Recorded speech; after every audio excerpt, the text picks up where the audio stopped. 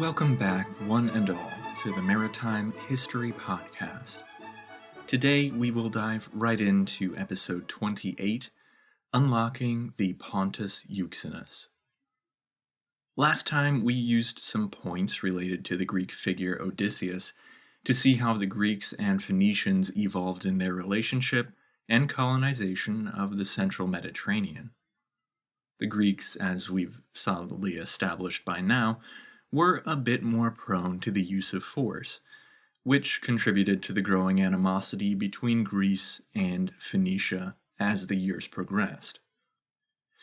We also looked at how the Homeric epics made a few mentions of boats and the construction process, and although Odysseus had some divine aid, we have labored under the assumption that the process was the same one used by the other all-too-human Greek mariners. Today, we turn our focus east, not necessarily to Phoenicia, not to Egypt or to the Levant either. Those will come again in due time. But today, we turn to the Greek activity in the eastern islands, along the coasts of Anatolia, and into the Black Sea. Much of our look at the early Greeks so far has centered on the colonizing activity helmed by settlers and explorers from the island of Euboea in eastern Greece. The two main cities of Euboea, Chalcis and Eretria, were both mentioned in Homer's catalogue of ships in the Iliad. So we know that even back in the Mycenaean era, they were centers of maritime activity. That began again quickly with the resurrection of Greece following the Bronze Age collapse, and although the Euboean cities were quick to colonize Magna Graecia and beyond, Chalcis and Eretria became embroiled in the Lelantine War during the very end of the 8th century BCE. Beginning in around 710 BCE, it seems, these two cities came into armed conflict over control of the fertile Lelantine Plain, a region on the island between these two city-states, and, I'm assuming, a region that was crucial to crop growth for the growing cities. There really aren't many historical specifics about this war to speak of, and even those that are around don't have to do with maritime history. Some scholars argue that this war never even happened anyways, but for us, I mention it only because it was the conflict that marked a transition point. The war is supposed to have lasted for several decades, long enough that the Euboean cities exhausted their ability to found colonies abroad. Within the first few decades of the 7th century BCE, the mantle of foremost colonizing power passed to a pair of new city-states in particular, Corinth and Miletus. These two cities are going to be the dual focus of today's episode, but do keep in mind that I'm not ignoring the fact that many other smaller cities were also involved in the growth of Greece. I'm sure that names will come in the mix as they apply to the point at hand, but it does get a bit unwieldy to try and mention everything. That being said then, Corinth and Miletus will be the backbone of our talk, and everything else should hopefully fall into place. To continue on with the backbone metaphor, I suppose, I'll start with one of the vertebrae in that backbone, geography. To fully understand everything that will follow, we need to lay out a basic geography. When it comes to any study of the past, one needs to understand the map upon which events unfold to be able to fully grasp the import of those events. Maritime history is no exception, so let's try to place the players in their respective geographic positions. One final caveat here that probably again goes without saying, but it is a little difficult to verbally explain a map without some type of common visual reference that I as the speaker and you as the listener can both consult so that we can get on the same page, so to speak.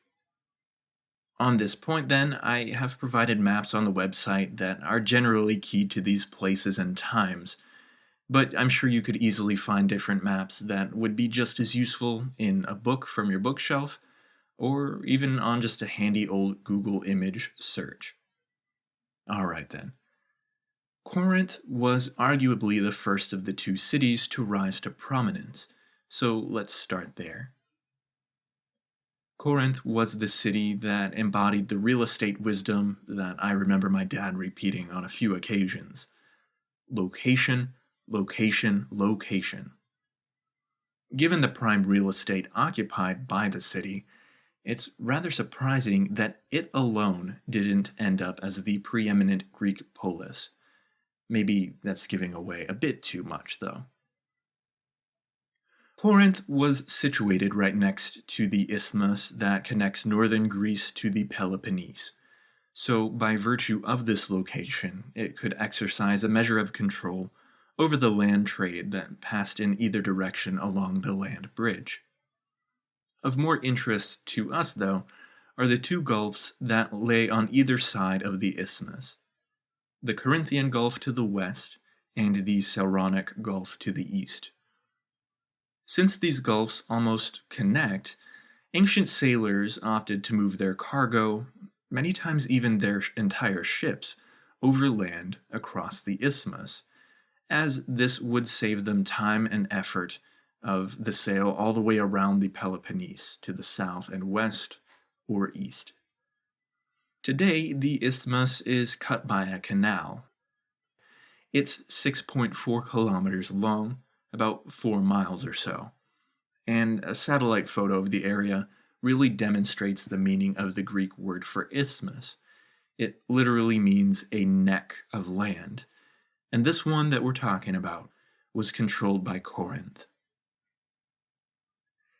In a decided effort on my part to not get embroiled in the minutiae of Greece's political development and all the other aspects of Greek history as they go, it's useful to say here that as Corinth grew in power and moved into its piece of the age of tyranny in Greece, the Corinthian Tyrant Periander built a portage road across the isthmus.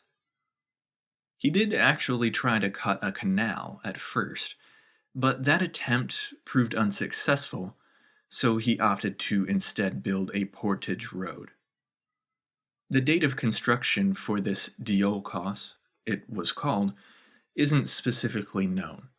It seems to have been sometime in the 7th century BCE, but the iteration overseen by Periander may also have been built on top of a pre-existing path that may have been in use for centuries. So maybe even the Mycenaeans made use of this ship transport track across the isthmus. As it came to be used by the classical Corinthians, though, this diolkos was essentially a limestone path with parallel grooves. The archaeological studies and theories right now center around the idea that triremes were probably too large to have been transported on a regular basis, although the size of the diolkos road indicates that they could have been moved if it was necessary. It just would have been a large undertaking. More feasibly, though, it seems that smaller boats and the cargoes of larger ships were transported across the isthmus on some sort of wheeled device that ran in the grooves set into the diolkos itself, a proto-railway of sorts then.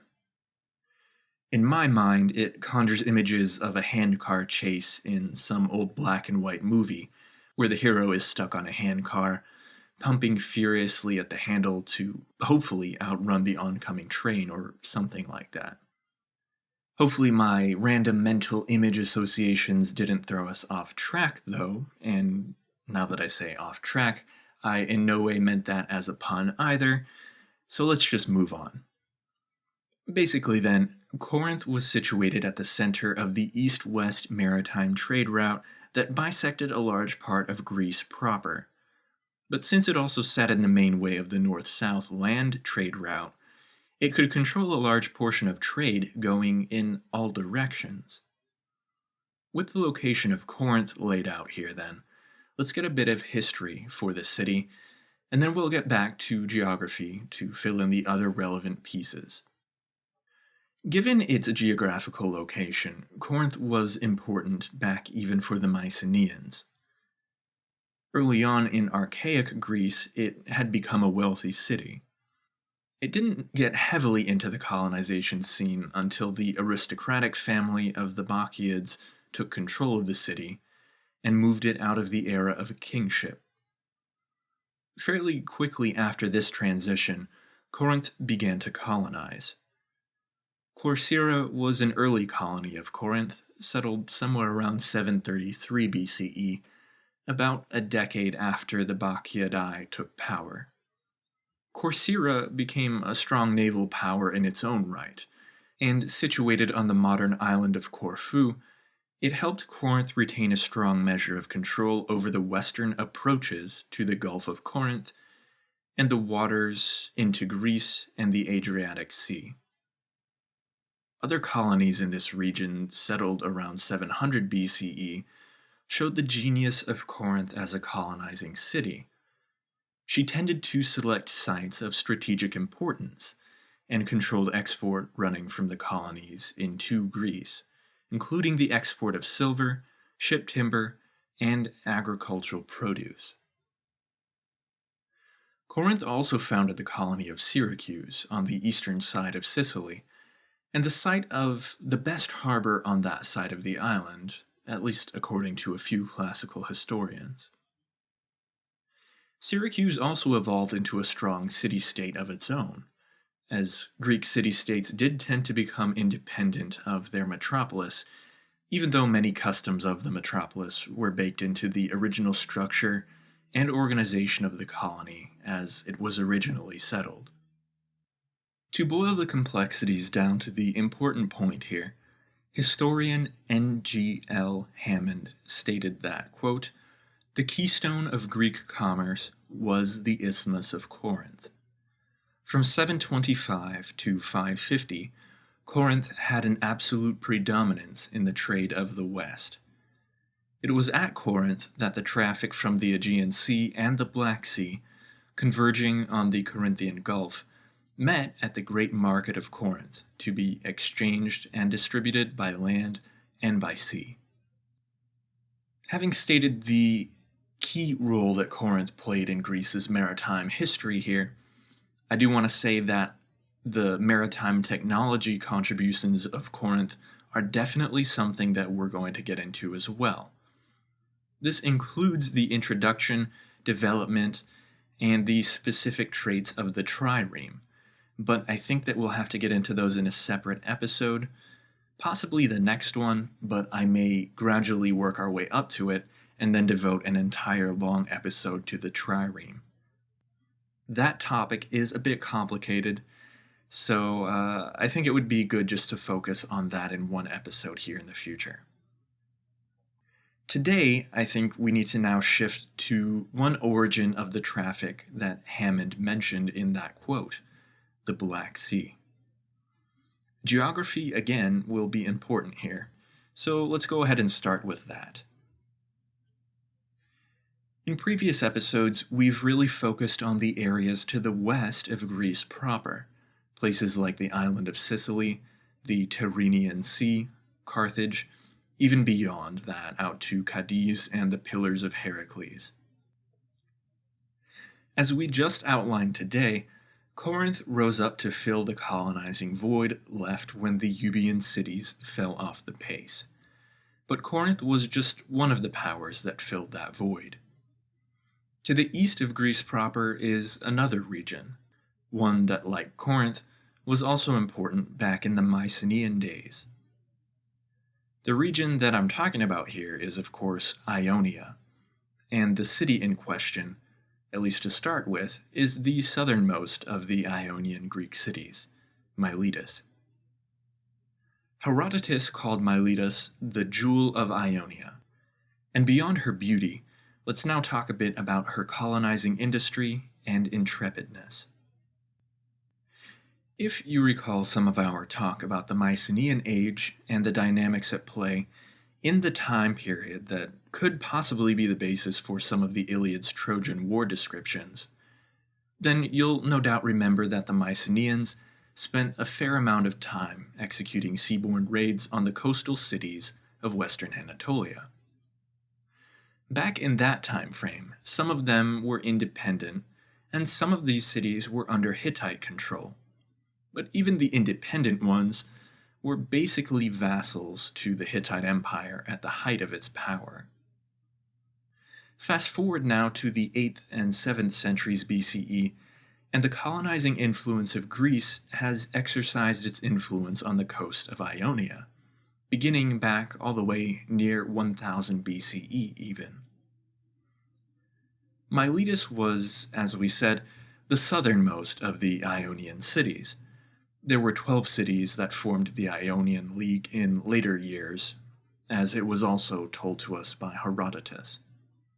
Regardless, I think this quote from the historian Robin Lane Fox is an apt nutshell summary of the situation as it likely developed.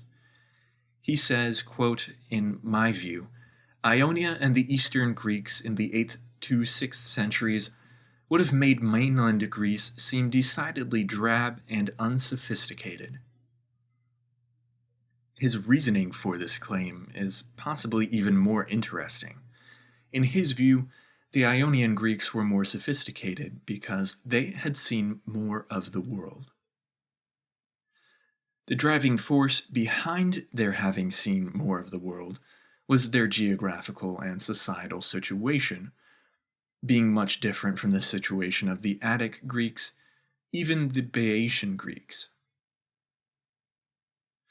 Miletus, to get to our subject city today, was a decidedly Aegean city, at least in terms of the culture that suffused the city and had instigated the settlement and structure of Ionian Greek Miletus. This is no different than the hundreds of other Greek colonies strung along every imaginable coast with which the Greeks came into contact. But each colony had to then mature within the unique environment where it had been planted, and Miletus was in a unique position indeed. In centuries previous, the scope and strength of the Hittite Empire had reached even to the shores of Anatolia, so the raiding Mycenaeans had had to operate in the gaps of Hittite control. Obviously then, the Mycenaeans didn't get to colonize any settlements on the Anatolian coast, at least none that we could comfortably call a colony in the later sense of the word. With the fall of the Hittite Empire, though, the Greek city-states of the Archaic Age seized the opportunity to heavily colonize the coasts of Anatolia, Miletus being only one among many of the colonies that would be planted there. Now, although the city and the climate may have been beautiful enough to earn the city's jewel description from Herodotus, the geographical reality is that it was a coastal city in a region that was mountainous and left it little room for agriculture. Add on to that the reality that the Hittites had fallen apart, but that the Lydians and other competing smaller groups were always a land-based threat from the east. Well, the Milesians quickly found themselves in a situation where the best hope of their survival had to come from without, rather than from the land within the coastline.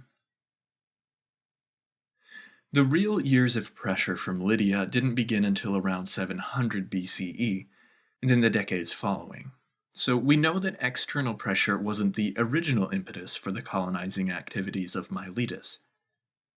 The historian Eusebius references an early Milesian colony at Sinope as early as 756 BCE, and although that date is disputed, archaeological evidence indicates the presence of at least a small Greek trading post in this location at a date this far back.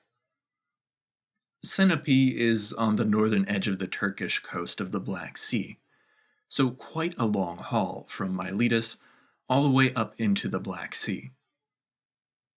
Based on the more agreed-upon dates of the colonies we'll now get into, the 756 date is a bit early, But it suggests that beginning in the early part of the 8th century BCE, the Greek colonists, especially from Ionia, knew something of the tribes and customs of the coastlands of the Black Sea and its approaches. The Homeric poems actually contain indications that the Greeks of Homer's day were somewhat acquainted with the imprecise details of the Black Sea's southern shore and the peoples who populated that region. With the pressure that increased as the Lydians and Anatolian tribes pushed west to the coast, the Milesians of the early 7th century BCE found more of a reason to make their colonizing ventures a bigger priority. All of the archaeological evidence, as well as the dates passed down to us from classical historians, it all largely agrees that in the 7th century, the Milesians effectively converted the Black Sea into a lake over which they exercised almost total control. As we now get into the geography of the Black Sea region and the various settlements founded there, I should also note that the shifting political and social dynamics that swept across Greece in the 7th and 6th centuries BCE also played a role in the drive to colonize new regions. Miletus in particular found itself in a situation similar to the one we've seen in previous episodes. The good land had become concentrated in a small set of hands, but the mercantile class had begun to grow thanks to the ubiquity of trade and the numerous outlets for colonization. Miletus then was in prime position to take advantage of the chance. The fine details here are a bit too far off our charted course again, though, so let's now go ahead and enter uncharted waters, at least for our podcast, that is. For both Greeks coming from mainland Greece, Corinthian sailors perhaps, but also for Ionian Greeks coming from further south, from along the coasts of Asia Minor, gaining access to the Black Sea was not so simple as just sailing on in. The first obstacle that had to be overcome was known as the Hellespont. Today it's commonly known as the Dardanelles, but the Greek name for this narrow strait derived from, surprise, surprise, a Greek myth. Supposedly the daughter of Athamas and Nephele, a girl named Helle, died by falling off a flying golden ram and landing in the Hellespont, which was then named the Sea of Helle in her honor. Now, a brief parenthetical here. Helle was riding on the golden ram with her twin brother Phrixus, who managed to hold on and ride the ram all the way to Colchis, where the fleece of said ram was placed in a consecrated grove, guarded by a dragon. A group of guys you may know as the Argonauts later sailed the Argo into the Black Sea for the first time in mythical Greek history. And, well, the rest is myth, I guess, not history. I went into detail on the Argonaut myth in our first member episode, since the myth derived from a time before the Trojan War myth of the Iliad. The older origin of the Argo myth is actually one big reason why we know that the early archaic Greeks must have had some knowledge of the Black Sea, though the Mycenaeans seem to have had contact with the region only by virtue of land-based trade. It's somewhat doubtful whether they had sailed into the Black Sea before the Bronze Age collapse. It's certainly possible, though. We just don't have hard evidence to back up such a claim yet. Okay, after that aside about the Hellespont, I suppose you'd be interested in some specifics about this strait of water. At present, it is 38 miles or 61 kilometers long, and it's pretty narrow, ranging from 3/4 of a mile to 3.7 miles wide, or about 1.2 to 6 kilometers.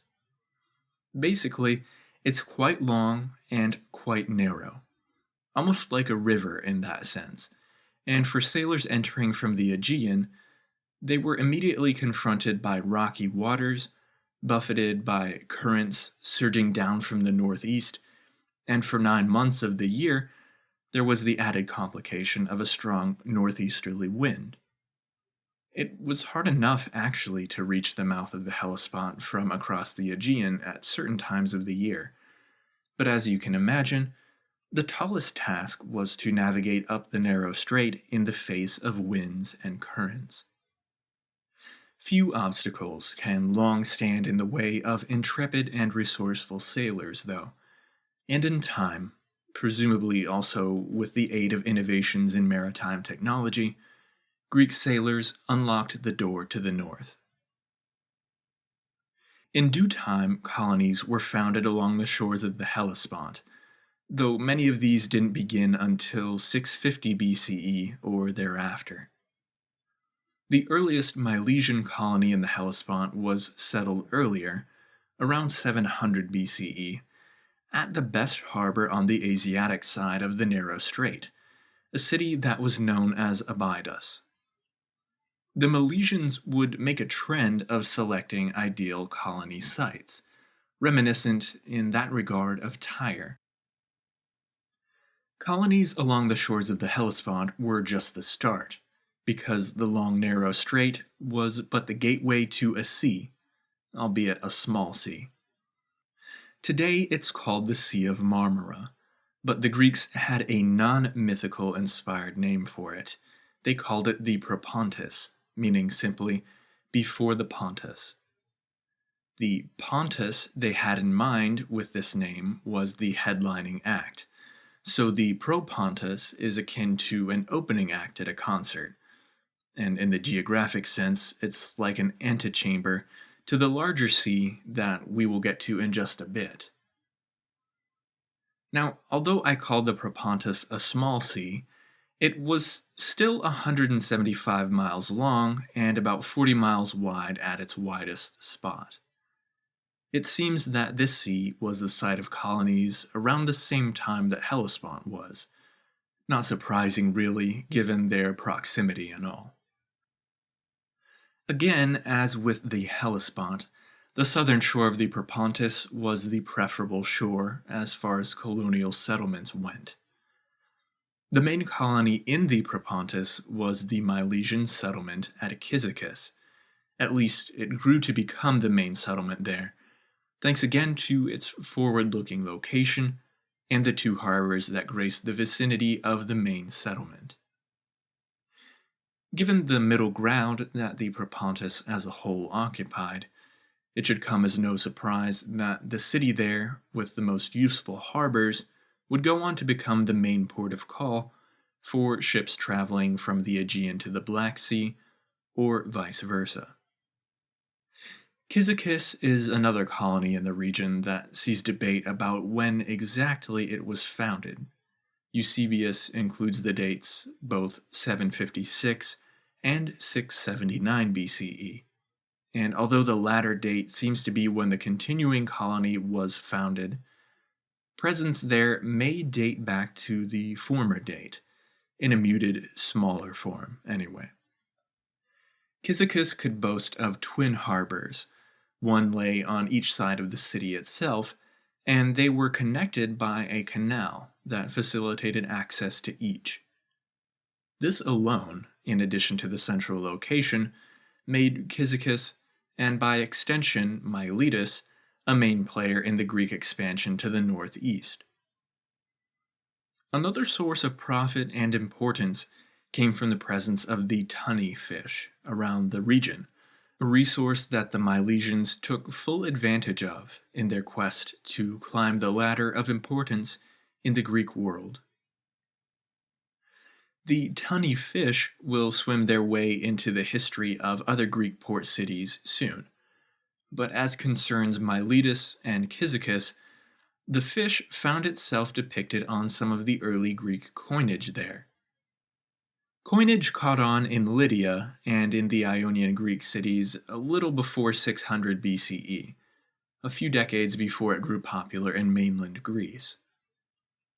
In Cyzicus specifically, the city badge as it appeared on the city's minted coins contained one steady constant, the depiction of a tunny fish near the bottom of one side of the coin.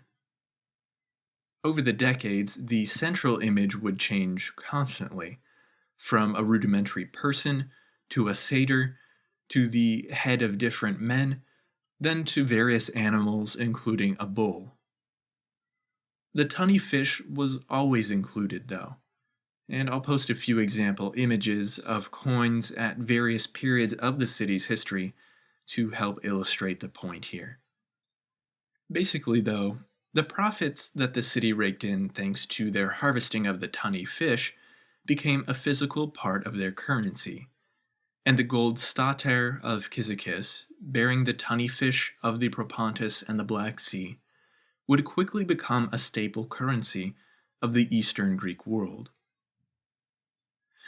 The topic of coinage can actually help us transition out of the Propontis onto the next geographical feature, the Bosporus. First, to describe the Bosporus. Essentially, this strait is similar to the Hellespont, though only about half as long. It's about 31 kilometers in length, though it is slightly wider than the Hellespont on average. Even though the Bosporus is wider and shorter than its southern twin, the winds and currents emanating from the Black Sea make it another pain for sailors seeking to travel north.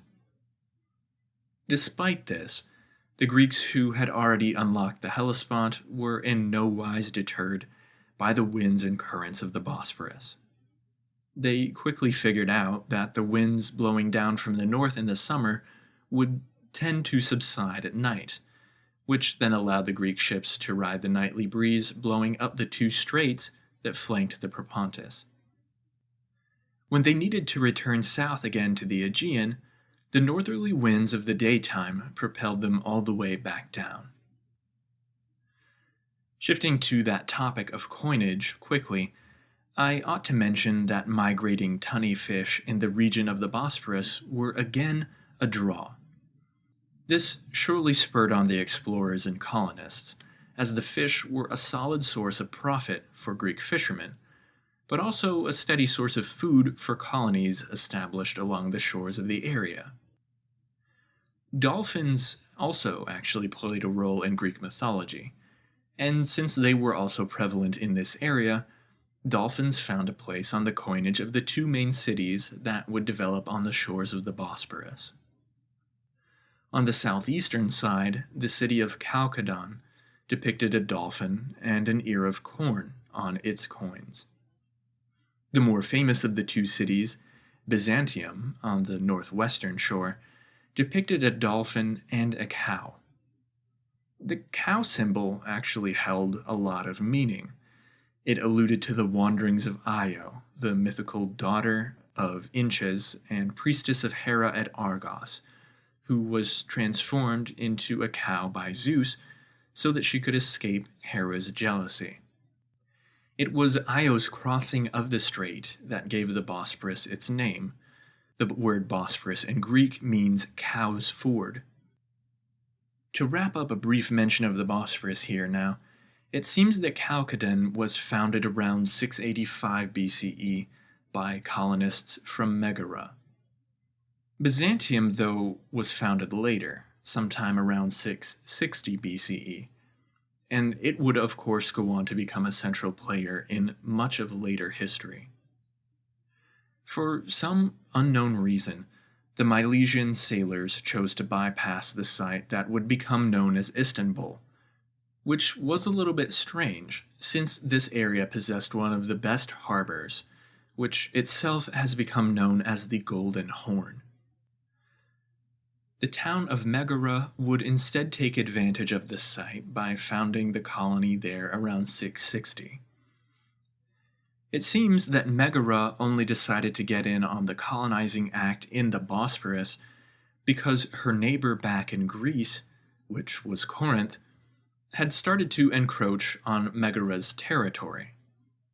Megara, you see, was located in the northern part of the Isthmus of Corinth. So when Corinth began to grow in power around 700 BCE, Megara decided to focus her attentions elsewhere, and the Bosporus obviously was one of the areas ripe for new ventures. Up to this point then today, we've laid out the Hellespont, the Propontis, and now the Bosporus. The Milesian sailors and colonists were typically at the forefront of settling these new regions, and although the tunny fish were useful and beneficial, we've not yet witnessed too much that would indicate why the Milesians became as powerful as they did.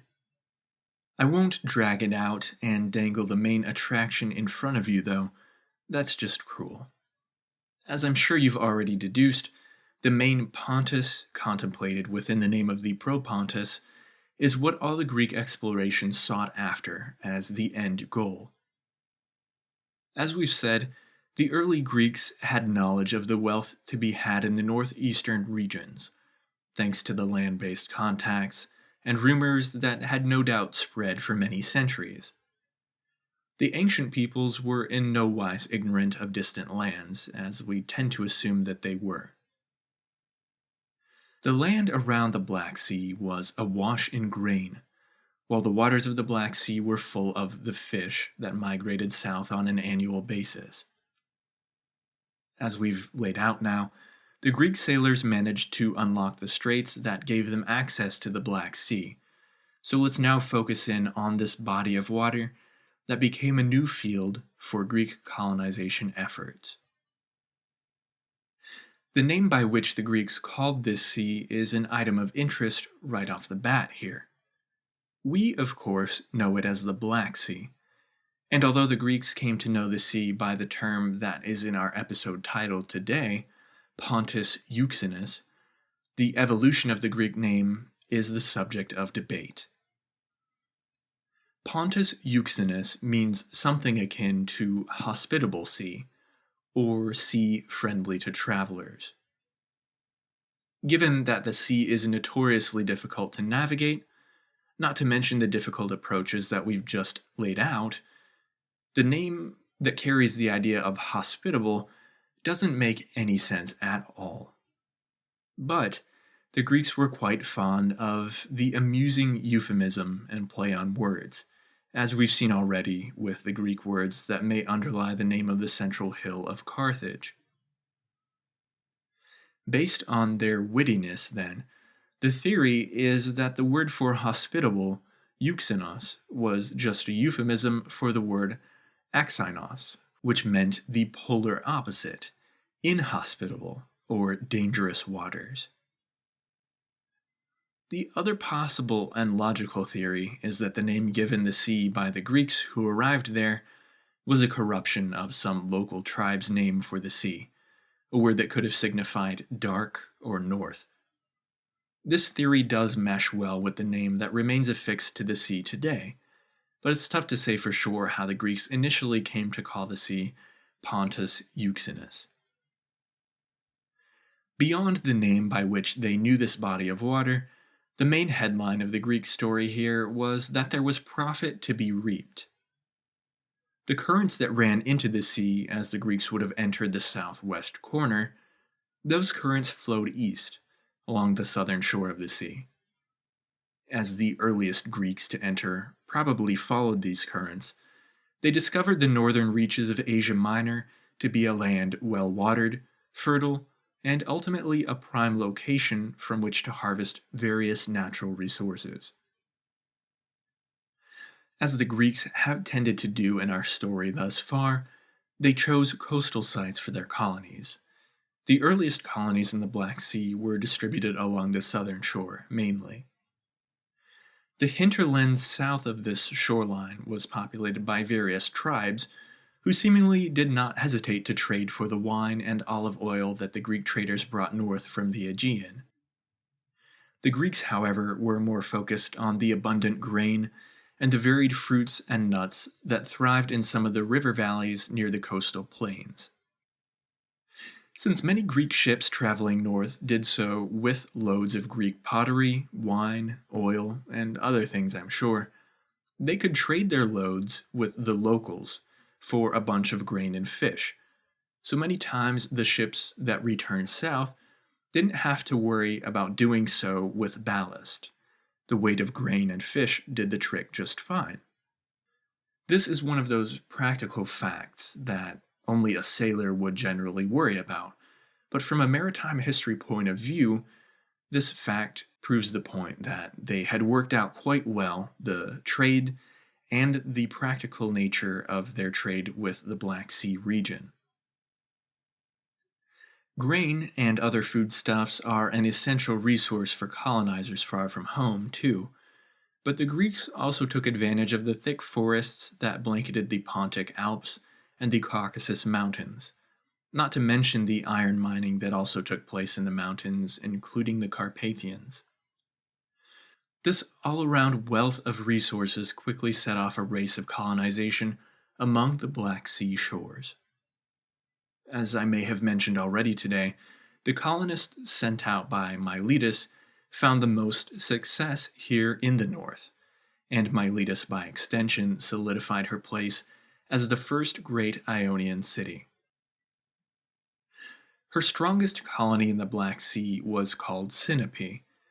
It occupied a promontory in the center of the sea's southern coast, making Sinope a central anchor for trade there. This central location was actually amplified by the fact that it was also the spot with the shortest distance to the opposite northern shore of the Black Sea. Once again, then, we find that in the colonizing game, location is king. Sinope is another colony where the date of the founding is subject to dispute. Eusebius again lists two dates, 756 and 631. While there may have been a rudimentary trading post at this location in 756, it wasn't until closer to the 631 date that the colony began to flower into the powerful city that controlled Black Sea trade. Regardless, her location and the fact that she possessed dual deep-water harbors made her indispensable to Greek trade on the Euxine Sea. Sinope was far from the only colony established in the Black Sea, and Miletus was far from the only metropolis to set up colonies there. The numbers vary, of course, but many historians place the number of Black Sea colonies, including the approach regions, at well over 100. It would take far too long to list them, even in a cursory manner, so I'll just quote Lincoln Payne on the main colonies of Miletus, many of which were the backbone of trade in this entire region. He writes, quote, "The Milesians established 17 Black Sea colonies that became important centers of trade in their own right. Olbia on the mainland near Berezan was close to Central Europe. The harbor at Theodosia, modern-day Feodosia, Ukraine, was said to have room for 100 ships, and Panticapaeum was on the Sea of Azov, near the Crimean granaries that accounted for the bulk of Milesian trade with Greece, especially Athens, for 300 years.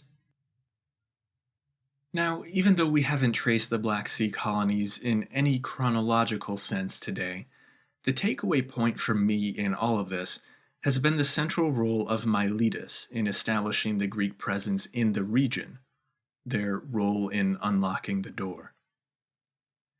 Will Durant pulled no punches when he said that Milesian wealth and luxury became scandalous in the ancient world.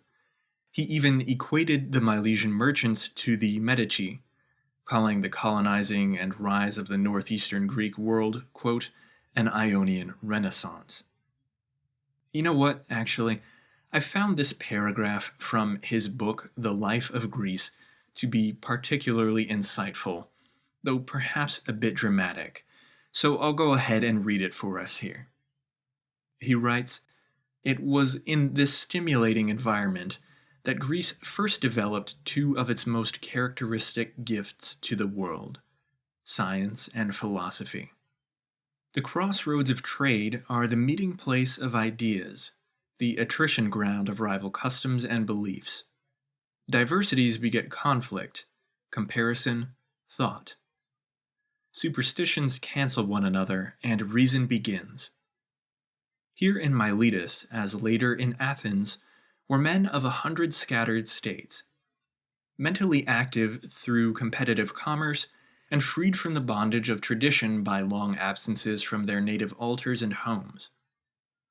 Milesians themselves traveled to distant cities and had their eyes opened by the civilizations of Lydia, Babylonia, Phoenicia, and Egypt. In this way, among others, Egyptian geometry and Babylonian astronomy entered the Greek mind. Trade and mathematics, foreign commerce and geography, navigation and astronomy developed hand in hand. He even goes on to connect that melting pot picture of Miletus with the rise of Greek rational thought and political freedom, but I'm not going to chase that rabbit any further for now. The idea of Greek government and the changes it underwent in the 7th, 6th, and later centuries BCE does connect back to Miletus in one final way, though. It's the one that I want to wrap up with today. The particularities of the evolution of government in Miletus isn't my aim.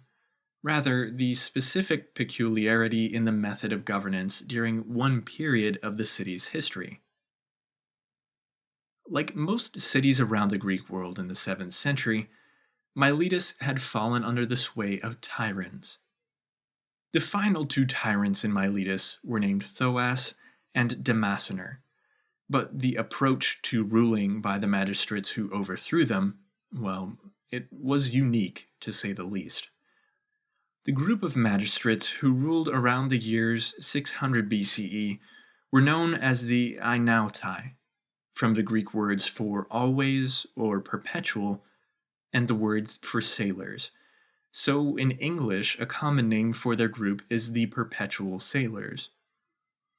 I'll let Plutarch's writing tell the story, as it has come down to us, though. He wrote the following in his essays on morals. Who are the perpetual sailors among the Milesians? When the despots associated with Thoas and Damascener had been overthrown, two political parties came into control of the city, one of which was called Plutus, the other Chiromaca. When, accordingly, the men of influence gained the upper hand and brought matter into the control of their party, they used to deliberate about the matters of the greatest importance by embarking in their ships and putting out to a considerable distance from land.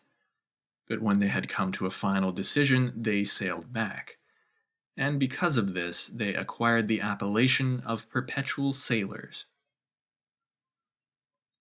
This is an interesting method, to steer the ship of state by sending the rulers out to sea until they've agreed on a course of decision. Interesting if it is true, that is. Many scholars have cautioned that Plutarch's words here should not be taken literally, that the term aeinautae and the description of rulers putting out to sea to conduct state business, that these were merely an etymological or allegorical invention of Plutarch to be used in place of a word that had been lost by even his time. This may be so, but proof is nigh on impossible, our ever-present theme here, it seems. It's fine for these scholars to shun the literal interpretation, but the alternative theories that have been proposed are really just guesses in the alternative. Some think that he meant to describe a form of sea police, or maybe a group of officials in charge of a fleet, or finally, maybe that he meant the term perpetual sailors merely as a nickname for the merchant aristocrats that had seized the government of Miletus. I wish that I could help shed more light on the issue, but alas, I don't believe I can. There are 3 examples of the term being found in archaeological contexts in Greece, but even these are not much aid to the cause today. All 3 examples come in the form of inscriptions on stone, found on the island of Euboea. The first one, however, has been so badly damaged that only the word aeinautae and a list of names remain. The second inscription isn't too helpful in the cause of determining who or what the perpetual sailors were, what they did functionally. This second example merely records that they dedicated a herm in the 5th century BCE. And a herm here is a statue with a sculpted head on top of a square pillar-like base section. The third and final example is the most helpful of the three, although it still leaves much to be desired. It contains an extensive portion of the original inscription, which is another dedication account, but the stone is broken vertically down the center, so half of each line is gone. This obviously greatly reduces the helpful context of what does remain. What we can pull from the remaining portion is that in the 3rd century BCE, whoever wrote the text described the aeinautae as a corporation. They were also apparently related to some degree with the cult of Apollo in Chalcis, as the inscription describes them rewarding a benefactor with a laurel crown and placing a stela in a temple. Beyond this, we really can't deduce anything further, so we're left with just Plutarch's intriguing description, which it seems most scholars tend to discount despite the unique maritime flair that it does lend to the issues of governing methods in Greek history. I think that's the last that I will say about Miletus today, at least in a substantive sense. At the outset today, we were introduced to Corinth, and then Miletus, with its push into the Black Sea region, has hogged the bulk of the episode, it turns out. So to close, and set the stage for next time, let's briefly shift back to Corinth. We saw that Periander was responsible for the attempt to build a canal across the isthmus, but that he ended up building the diolkos instead. Periander was the son of a tyrant named Cypselus, the man who actually seized the government of Corinth in the first place from the aristocratic family of the Bacchiadae in 655 BCE. The wave of tyranny that swept across Greece in the 7th century had a marked impact on maritime matters, and with this final meandering thought that I'm about to lay out, we will get to the maritime connection. Before the tyrants took over in many cities, the various aristocracies that controlled the government were oftentimes made up of larger groups of leaders. The Bacchiadae numbered in the several hundred, for example. The different merits of each structure of government aside, it's a fact of history that the larger aristocracies fell victim to the trend of competitive luxury, in the following sense anyway. This was an era of mass colonization by many Greek city-states, so with the increase in trade both into and out of cities like Corinth, the aristocrats were quick to line their pockets. They were oftentimes the largest financial backers of the colonizing and trading ventures, actually. The fallout from this profit on their part was that more items of luxury and higher quality entered into the Greek economy.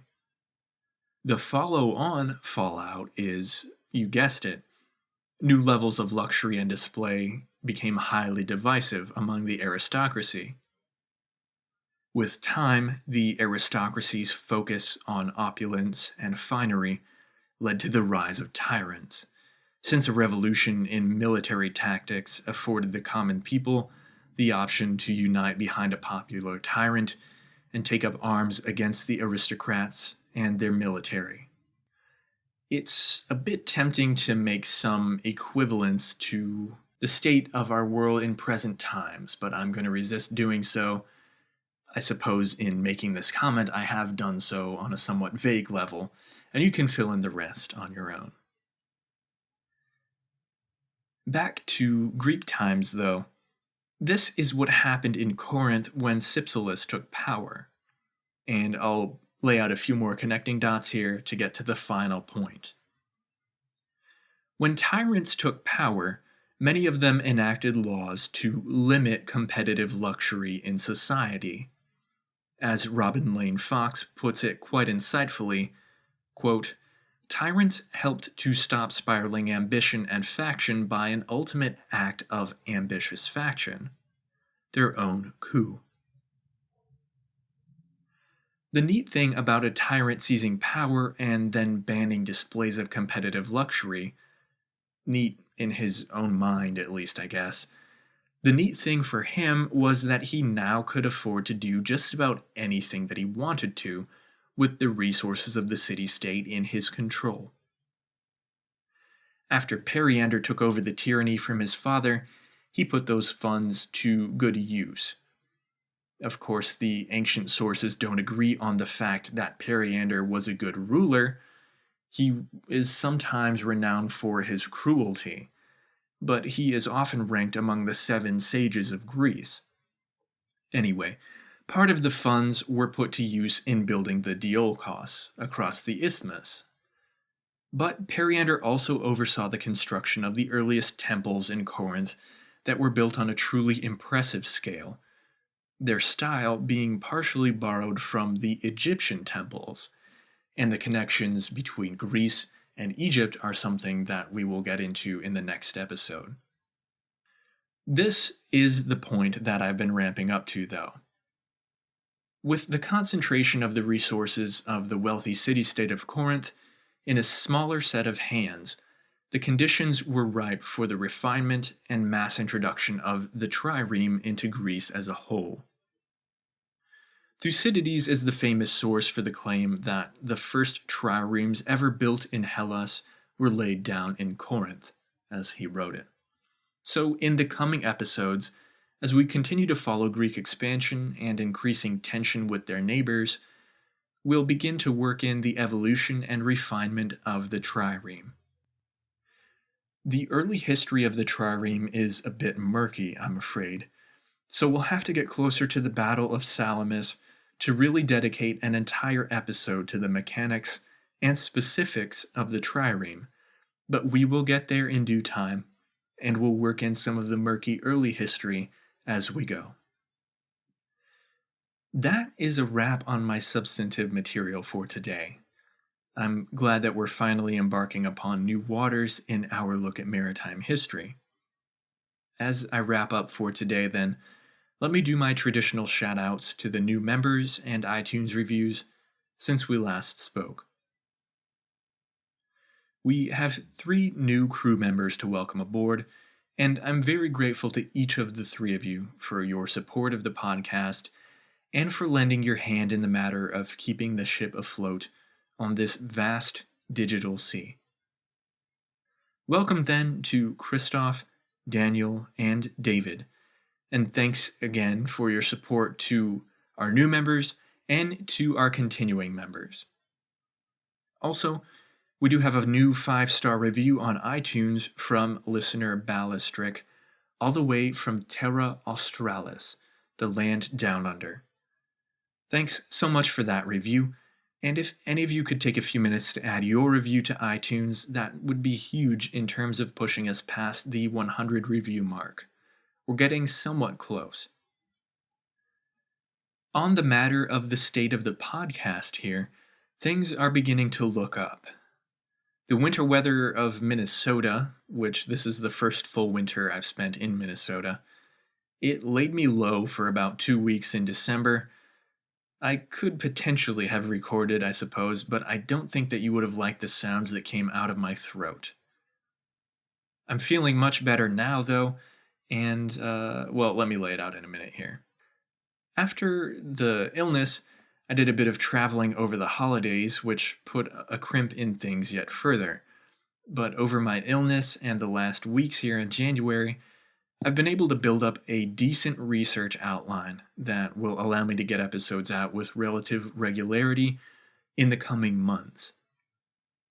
In the upcoming episodes, I plan to look at Greek maritime relations with Egypt, the Red Sea, and related matters in that region, along with the earliest naval battles in the central Mediterranean and the evolution of the trireme, as I said. Then, Stories of exploration from this time frame will be another focus, and from there we will connect our look at the trireme to the battles of the Peloponnesian War and beyond. Then, on top of all that, we have a few famous shipwrecks from this time frame to discuss. Shipwrecks like the Kyrenia ship, which has been the subject of much archaeological work, and I'm really looking forward to our look at that shipwreck in particular. Then we also have the Magan Mikhail ship, which was discovered off the coast of Israel. And then there's actually a more recent shipwreck from the Roman period that was discovered in the same region, discovered in the summer of 2016. So I'll be looking to see if there's any information of substance out there for that archaeological work yet. We're really now getting into the period of history where more shipwrecks have been discovered. So we're actually going to have to narrow down our talk to those that have been the most researched, so I'm able to access the information, but also those that will be of most usefulness if we ever want to get anywhere with the podcast's main narrative into the future and other topics. Anyway, those are my thoughts at present and the direction that I plan to take us in the near future. If you have any input about a topic that I could work in there, feel free to get in touch, and I hope that you all will stay aboard for the ride. Thank you for remaining aboard today, and with that, I'll let you go your way until we meet again. Until then, thanks for listening to the Maritime History Podcast.